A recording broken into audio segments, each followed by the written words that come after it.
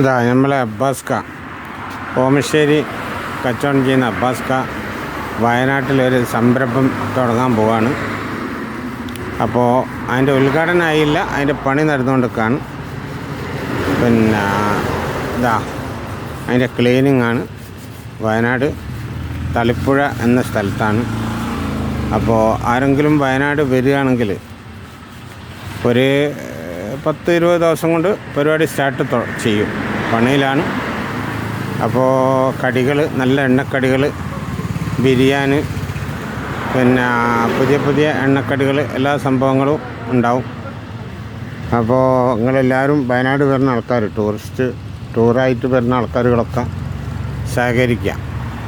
തളിപ്പുഴ പൂക്കോട്ട് തിരിയുന്ന എൻട്രൻസ് തന്നെയാണ് ഇത് വരുന്നത്, കട വരുന്നത്. അപ്പോൾ എല്ലാവരും സഹകരിക്കുക ഗൈസ്,